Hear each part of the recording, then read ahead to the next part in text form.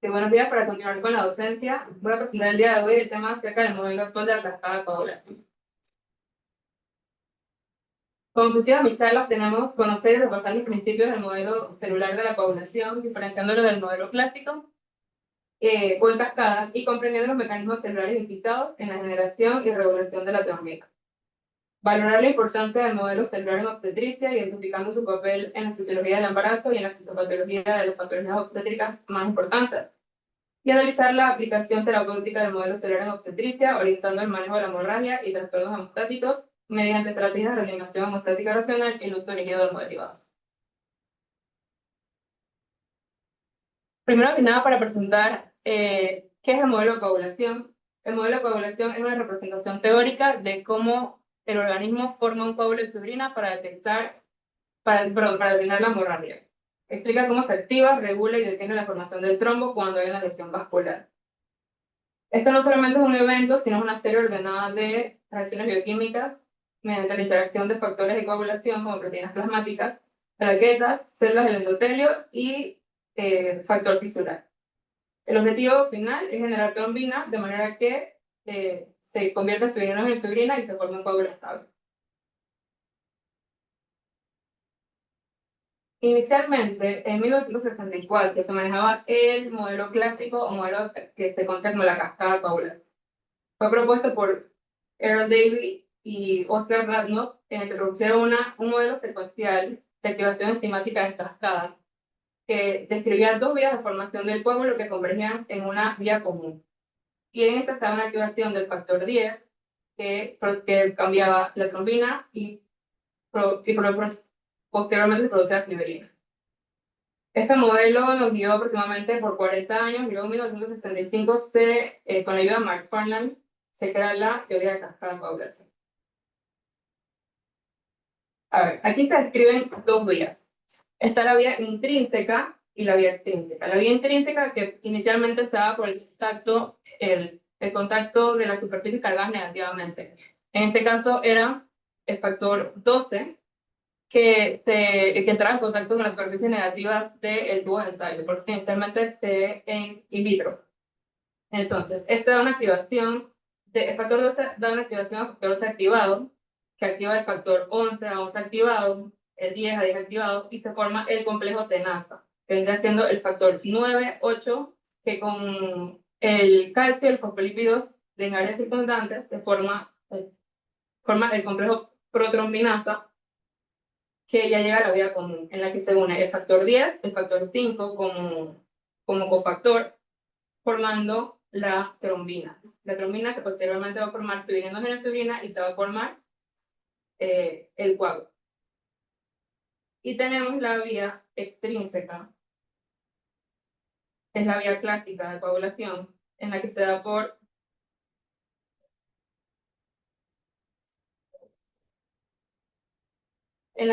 un traumatismo inicial. El traumatismo inicial en las células endoteliales forma la liberación del factor tisular, que posteriormente se va a unir con el factor 7 circundante y va a llegar al punto común, que va a unirse factor 7 con factor 10, más calcio y los fosfolípidos, formando el complejo protrombina, que posteriormente activa la trombina, forma fibrinos de fibrina y llega al polímero de fibrina. Los polímeros de fibrina van a ser débiles, por ende, luego llega el factor 13 a dar estabilidad al coágulo entrecruzando la fibrina.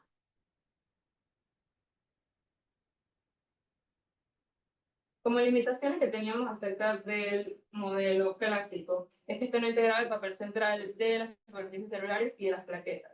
Esta unidades vías separadas que en vivo o en la vida, o sea, en un organismo celular, no estaban acopladas por el factor tisular.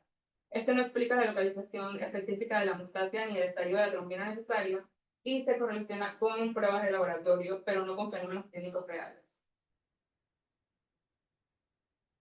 En el 2001 se crearía el modelo celular de la coagulación, que es el modelo que tenemos actualmente. Este rompe el paradigma que teníamos anteriormente en el que ahora vemos las células como protagonistas y no solamente como cascadas proteicas. Este propone que la coagulación no sucede solamente libremente en el plasma, sino que las superficies de las células específicas, como las plaquetas, como las plaquetas o las que expresan factor tisular.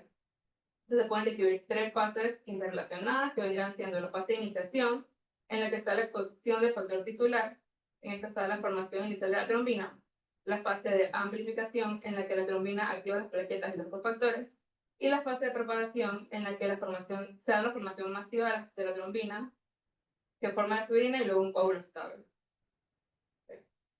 Este modelo explica la hemostasia fisiológica, es decir, por qué no sangramos todo el tiempo. El modelo explica también los fenómenos hemorrágicos y trombóticos observados en vivo, el papel del endotelio y las plaquetas y la fisiopatología de las enfermedades obstétricas como preeclampsia o coagulación intraocular diseminada. Okay, aquí tenemos la fase de iniciación. En esta ocurre principalmente las células, la célula principal aquí es el factor tisular. Tenemos la célula endotelial que ha sufrido un daño, libera el factor tisular. Este posteriormente se va a unir al factor 7 circundante y va a formar el complejo factor tisular, factor 7. Este va a dar la activación del factor de coagulación 9 y 10. Y estos, el factor 10, junto con un cofactor que vamos a mencionar adelante, el cofactor 5, va a formar la protrombina, que posteriormente se va a convertir en trombina. En la fase inicial, la formación de trombina no es suficiente, es aproximadamente un 1% de lo requerido para la formación de un coágulo estable. En la fase de la amplificación tenemos a la plaqueta ya en su forma activa. Esta plaqueta se va a granular y va a exponer la fosfatidiesterasa, donde se van a unir a ella todos los factores necesarios para la formación del coágulo. En esta se va a ver una retroalimentación positiva con la trombina activada y va a activar el factor 5. El factor 5 se va a convertir en factor 5 activado, el factor 8, que inicialmente está unido con el factor de von Willebrand, se va a liberar y va a formar el factor 8 activado, y el factor 11, que va a formar el factor 11 activado. Esta unión va a llegar a, una vez que tienen todos los factores de coagulación en la plaqueta, se van a empezar a formar los complejos. El factor 11, el factor 8 y el factor 9 van a formar el complejo tenazo, que van a activar el factor 10 a 10 activado, que junto con el cofactor 5 van a formar el complejo protrombinasa, que va a pasar de protrombina a trombina, posteriormente a la formación de fibrinógeno y la formación de fibrina. Y lo que les mencioné previamente, que en el momento en el que la cantidad de fibrina, toda la unión de fibrina se encuentra en una unión débil, por ende llega el factor 13, que va a dar estabilidad al coágulo de fibrina. Las ventajas del modelo celular es que se explica en vivo la localización de la hemostasia y el control de los anticoagulantes naturales. Este integra el papel central de las plaquetas activadas como superficie de la generación de la trombina y con este se pueden evaluar más con las pruebas viscoelásticas para permitir una hemostasia dirigida. Esto fundamenta las nuevas estrategias de tratamiento como uso de factores 7 recombinados.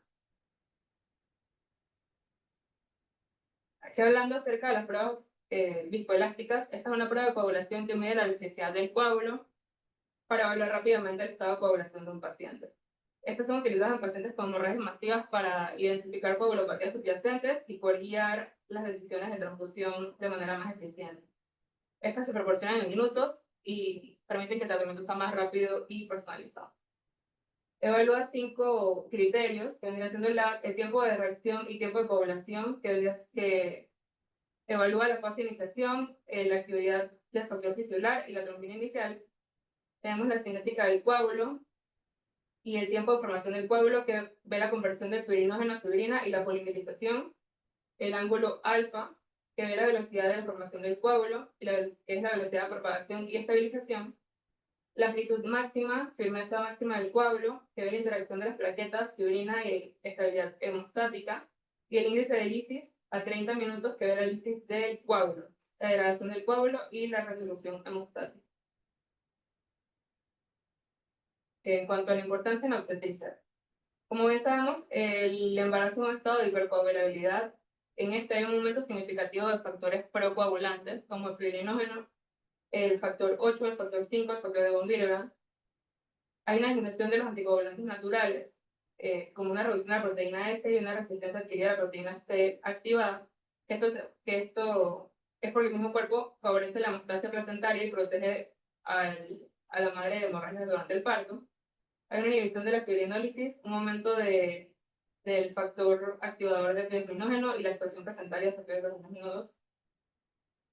Activación plaquetaria aumentada y cambios de la superficie endotelial y adaptación fisiológica para prevenir la hemorragia. Pero esto incrementa un riesgo protrombótico hasta 5 veces mayor. En cuanto a la hemorragia posparto, cuando tenemos las 4 T de la hemorragia posparto, atonía, trauma, tejido y trombina, este modelo celular explica por qué la atonía y el trauma exponen el factor tisular en la acidosis del miometrio. Se da un consumo localizado de fibrinógeno, que es como el primer factor en caer, y las plaquetas, y la exposición masiva del factor tisular genera trombina, pero agota todos los factores de coagulación. También se da una disrupción en las superficies celulares, ya que sin plaquetas funcionales hay una falla en la amplificación y en la propagación. Y si faltan plaquetas o las superficies no están activadas, no se puede generar la trombina suficiente, por ende no se forma la fibrina y persiste el sangrado. En cuanto al fibrinógeno, este es el primer factor en caer en la hemorragia posparto y es un predictor independiente de severidad. Se dice que niveles menores de 200 están asociados a un sangrado masivo y un fracaso en el manejo médico. Se debe realizar una reposición precoz, fundamentalmente con precipitado o concentrado de fibrinógeno, y el objetivo terapéutico es llegar a contextos en obstetricia mayores de 300 a 400. En cuanto a las coagulopatías ilusionales, una hemorragia obstétrica es una pérdida sanguínea significativa que activa procesos de reposición volumétrica. Una reposición con cristaloides o coloides puede causar dilución de los factores y plaquetas y una alteración de la hemostasia. Y tenemos la triada letal, que vendrá siendo la hipotermia, una disfunción enzimática de la coagulación, acidosis, que esta altera la actividad de los factores y de plaquetas, y una coagulopatía por consumo. Estrategias de manejo, más que nada, vendrá siendo reposición de líquidos controlados, calientes, una corrección temprana del desequilibrio ácido-base, protocolos de transfusión balanceada. En cuanto a la preeclampsia y el síndrome de HELP, en estas se da una endoteliosis, que es una actividad endotelial generalizada del factor tisular, y una disfunción vascular y del centro poblástico. Tenemos una microangiopatía trombótica en la que la formación de se da una formación de microtrombos en la circulación placentaria y sistémica. Tenemos cambios hematológicos como la trombocitopenia, que se da un consumo plaquetario, el aumento del factor von Willebrand y factor 8, y una activación endógena de la trombina. Y tenemos el síndrome de HELP, en el que se da una hemólisis, que es la alteración de enzimas hepáticas, disminución de plaquetas, manifestación de daños microvasculares graves. Y todo esto causa un riesgo aumentado de hemorragia posparto y progresión de la coagulopatía vascular intracerebral.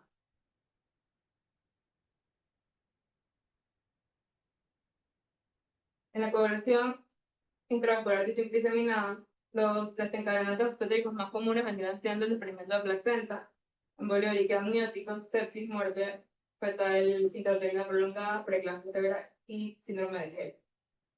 En esta se da una activación sistémica de la coagulación con formación de microtrombos, consumo de factores y plaquetas y secundariamente fibrinolisis excesiva. El diagnóstico clínico, el sangrado múltiples síntomas en múltiples sitios, más pruebas de laboratorios, una disminución de plaquetas de menos de 100.000, un fibrinógeno menos de 200, tiempos de coagulación aumentados y dímero de elevado. El manejo tiene un pilar fundamental de tratar la causa subyacente, ya sea evacuar útero, utilización de antibióticos. Se tiene que tratar una reposición guiada con fibrinógeno, concentrado, crioprecipitado, plaquetas, plasma congelado. Monitorización mediante las pruebas viscoelásticas y soporte hemodinámico y control de shock. Tenemos terapias adyuvantes con las que contamos en el hospital, como Octaplex, que es un concentrado de factores 2, 7, 9 y 10, además de proteínas C y S. Este se utiliza cuando hay una hemorragia masiva con prolongación de los tiempos de conversión y INR, y que no hay tiempo para plasma precongelado o que el volumen de él mismo sea excesivo. Este también se utiliza como antagonistas de calcio o déficit de factores de coagulación adquiridos. Tiene una rápida respuesta, restaura la fase de iniciación y amplificación y tiene un menor volumen difundido que el plasma. Es útil en pacientes que tienen riesgo de sobrecarga o de edema pulmonar.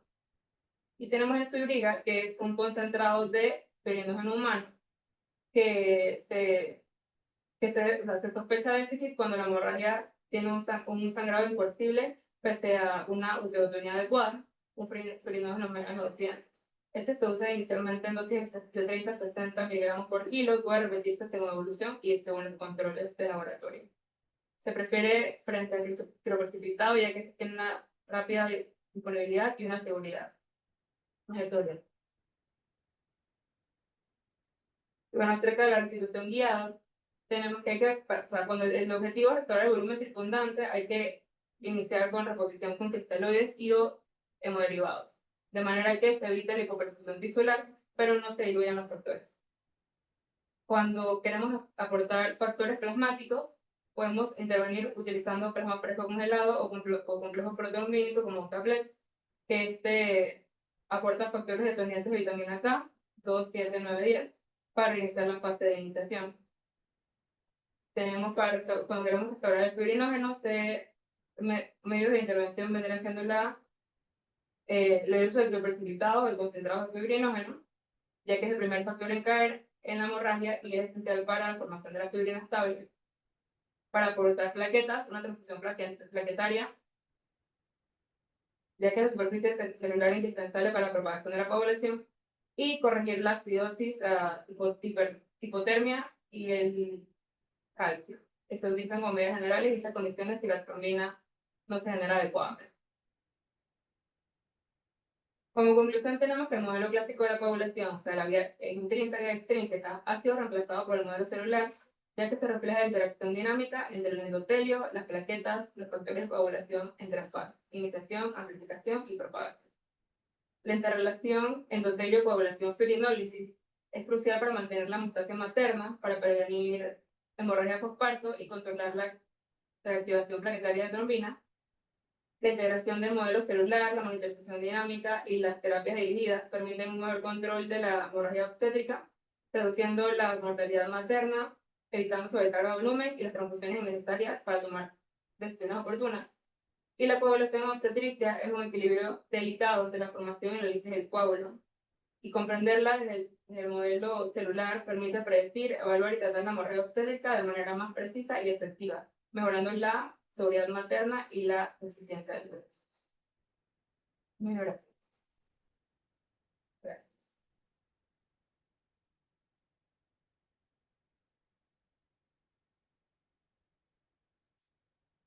Muchas gracias, doctora. Preguntas o comentarios